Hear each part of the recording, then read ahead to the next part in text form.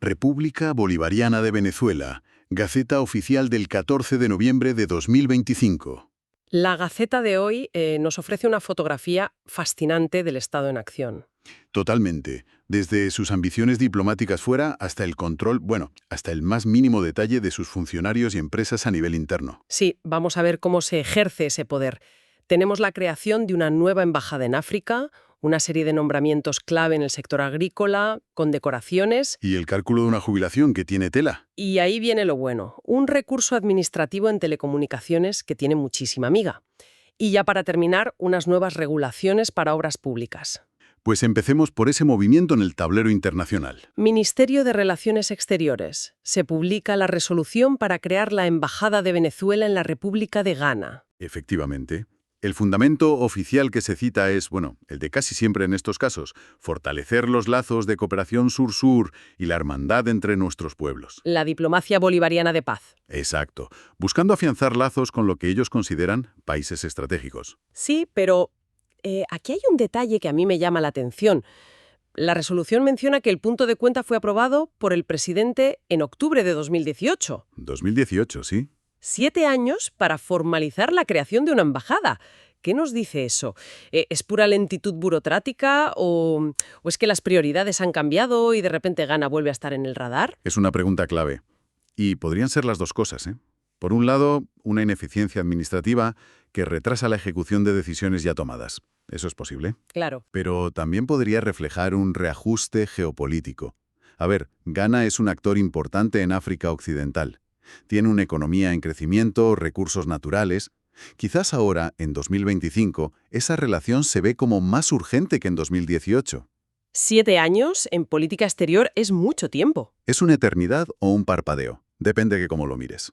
De la diplomacia exterior nos vamos a un asunto mucho más pegado a la tierra, literalmente. Ministerio para la Agricultura Productiva y Tierras, que aquí hay bastante movimiento. Sí, aquí vemos una reestructuración en toda regla.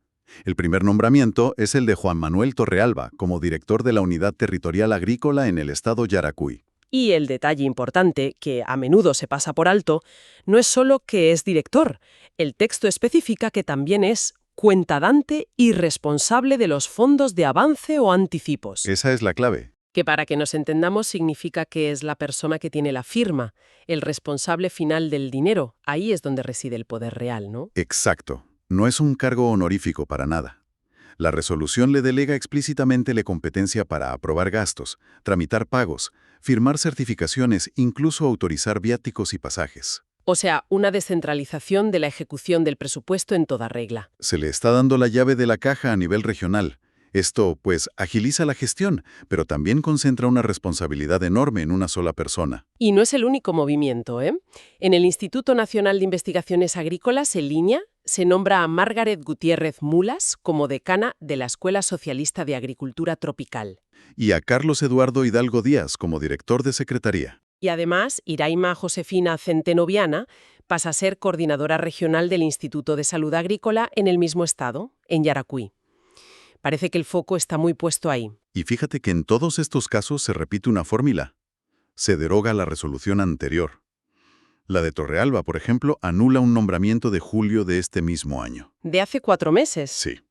Es un carrusel de nombramientos en un sector que es absolutamente vital. Entonces, ¿cómo leemos este carrusel? ¿Es un signo de inestabilidad, de que no encuentran a la persona adecuada?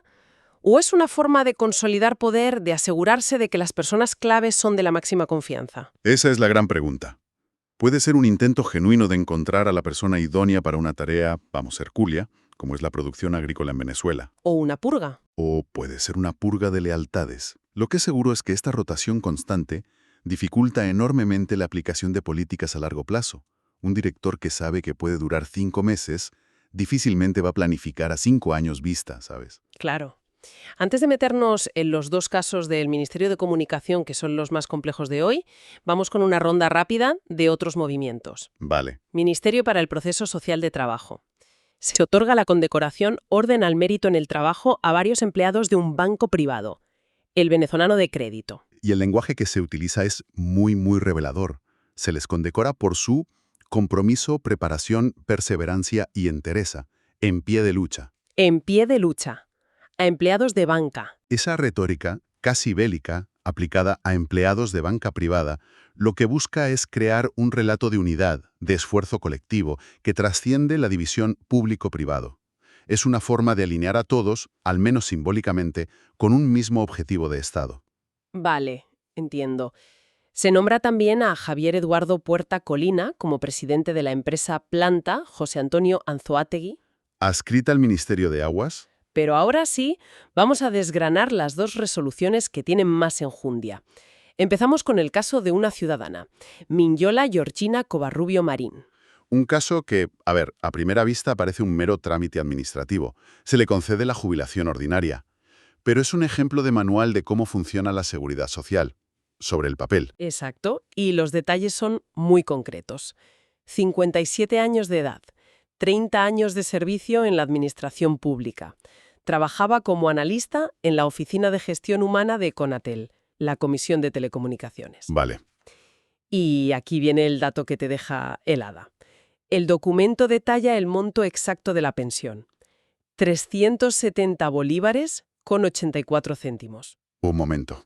¿Has dicho 370 bolívares? 370,84. BS 370,84 céntimos. Para que la gente se haga una idea, ¿qué poder adquisitivo real tiene eso ahora mismo en Venezuela? Porque suena a una cantidad puramente simbólica. Es una cantidad que, en la práctica, se diluye casi por completo frente al coste de la vida. Pero lo fascinante es el contraste.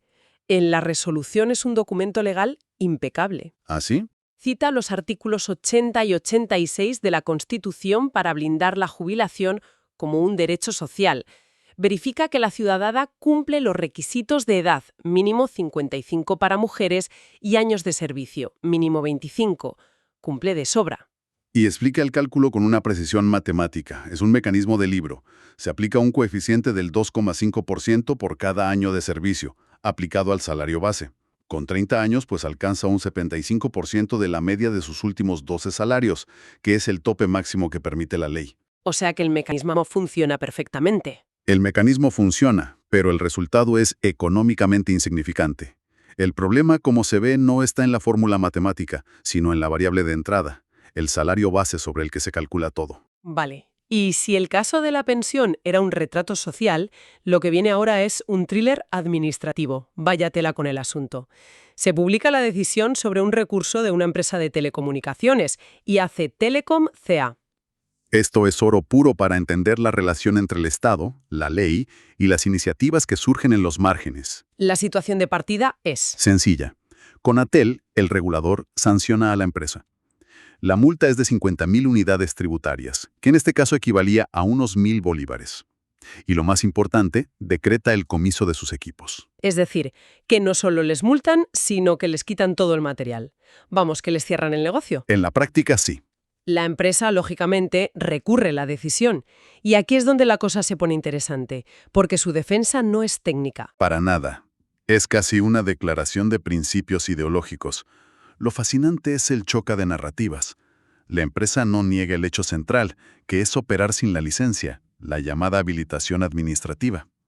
¿Y qué hacen entonces? Pues en lugar de eso, construyen un argumento político y social. Se definen a sí mismos, y estoy citando directamente de sus alegatos, como un grupo de jóvenes profundamente revolucionarios, comprometidos con la patria. Ah, bueno. Y seguidores del presidente constitucional Nicolás Maduro Moros. O sea que la defensa es, oiga, que soy de los vuestros, déjenme trabajar. Se visten con la bandera para defenderse. Totalmente. Y añaden una capa de argumento social. Dicen que su labor es casi una misión, conectar más de 2.500 viviendas en zonas de difícil acceso, dar servicio gratuito a 44 escuelas y 12 centros de salud. Vaya. Incluso que han colaborado en jornadas electorales. Su defensa es, estamos haciendo el trabajo que el Estado no puede hacer en estas zonas y además somos leales. ¿Y cómo justifican el no tener la licencia? Que es el meollo de la cuestión. Alegan que se encontraron con un silencio indefinido por parte de Conatel. Dicen que lo intentaron, que presentaron hasta 10 solicitudes entre 2022 y 2025 y que todas fueron caducadas o rechazadas sin una explicación de fondo. Básicamente acusan al regulador de inacción. De inacción y de obligarles a operar en un limbo legal para poder seguir con su labor social. Y después de toda esta argumentación casi poética de este alegato de corazón revolucionario, el ministerio les da calabazas. Les da calabaza, sí. Declara el recurso sin lugar, confirma la sanción en todos sus términos, la multa y el comiso de los equipos. El final es rotundo. Es rotundo porque aquí es donde choca la narrativa política con la frialdad de la ley. El ministerio, en su respuesta, es implacable. A ver, Argumenta que se garantizó el debido proceso, pero que la Ley Orgánica de Telecomunicaciones es inequívoca. Exige una habilitación administrativa que debe ser previa y expresa. previa y expresa. No existe la figura de una licencia tácita o presunta, es decir, no vale decir, como no me respondisteis, asumí que podía operar. No. ¿Y qué dice el ministerio sobre ese supuesto silencio indefinido? Pues que no existió. Lo desmonta por completo. Demuestra que las notificaciones de caducado o rechazado se realizaron a través del sistema electrónico oficial, el SIGESTEL, y argumenta que esas notificaciones son legalmente válidas. O sea que la empresa sabía perfectamente que no tenía permiso. Exacto. No había tal silencio. Había una serie de negativas formales. Hay que imaginarse la escena, ¿sabes? Un grupo de jóvenes montando antenas en un barrio, sintiéndose parte de un proyecto social. Y mientras tanto, en un despacho en Caracas, un funcionario revisa el sistema y pulsa el botón de rechazado. Es el choque de dos realidades. Entiendo el argumento legal, es impecable, pero suena a una contradicción flagrante. El gobierno, por un lado, promueve la acción social y comunitaria, pero por otro, le corta las alas con una burocracia que parece inflexible. ¿No es pegarse un tiro en el pie? Esa es la paradoja. La conclusión del ministerio es tajante, y cito, «La alineación política o la responsabilidad social no eximen del cumplimiento de la ley». Uf. ¿Consideran que la actuación de Conatel fue una legítima expresión del principio de legalidad? El mensaje es claro. El fin, por muy noble o alineado que esté con el gobierno, no justifica los medios si estos van en contra de la normativa. La ley es un corsé que se aplica a todos, amigos y enemigos. Y hablando de burocracia y control, las últimas resoluciones que analizamos van precisamente de eso. Nos movemos al Ministerio de Obras Públicas. Exacto, es el otro lado de la moneda. Si en el caso de la empresa veíamos al Estado aplicando la ley a un actor externo, aquí lo vemos mirándose al espejo, Intentando poner orden en casa. intentando reforzar sus propios mecanismos de control interno. Se publican dos resoluciones clave, una que dicta el nuevo reglamento interno de la Oficina de Auditoría Interna y otra que establece la estructura para la ejecución financiera del presupuesto de 2026. O sea, poner orden en casa, como decía. ¿Qué puntos clave destacarías de ese nuevo reglamento de auditoría? Pues varios. Primero, se blinda la independencia de la oficina. El artículo 9 dice que está adscrita a la máxima autoridad, al ministro, pero desvinculada de las operaciones que controla. Esto es fundamental para que sea objetiva. Claro. Segundo, se crea una estructura muy definida. El artículo 13 establece 3 direcciones. Control posterior, para revisar lo que ya se ha hecho. Determinación de responsabilidades, que es, buscar culpables si algo se hizo mal. Y la dirección general. Suena a una estructura bastante seria para evitar problemas. Lo es. Y el tercer punto clave es la figura del auditor interno. El artículo 14 establece que será designado por concurso público, por un periodo de 5 años y solo podrá ser reelegido una vez. Se busca profesionalizar la función, ¿no? Exacto. Y darle estabilidad. Evitar que sea un cargo de confianza que cambie con cada ministro. Se trata de crear un contrapoder técnico dentro del propio ministerio. ¿Y la resolución sobre la estructura financiera? Va en la misma línea de centralizar y clarificar. Se nombra a una persona, Evelyn del Carmen González, como cuentadante responsable de la unidad administradora central. Otra vez la figura del cuentadante. De nuevo, se centraliza en ella la responsabilidad final sobre cómo se gasta el presupuesto del año que viene. Es una medida que busca ordenar y tener un responsable claro al que pedirle cuentas. Entonces, tenemos el cuadro completo. Desde la diplomacia a cámara lenta en África, pasando por el Valle de Sillas en agricultura, hasta la letra pequeña de una pensión que revela una realidad social y este choque brutal entre la iniciativa de la calle y la rigidez de la ley. Y el caso de la empresa de telecomunicaciones nos deja una pregunta en el aire, Una pregunta que va más allá de Venezuela, de hecho. En un sistema donde los procedimientos son tan explícitos y la ley es tan clara, ¿qué espacio real queda para la innovación o la iniciativa que surge al margen de las estructuras formales? Incluso cuando parece estar alineada con los objetivos del propio Estado. Justo. Y sobre todo, ¿cómo se equilibra la necesidad de una regulación estricta con el impulso de la acción social en el terreno, que, por definición, suele ser más caótica y urgente que la burocracia?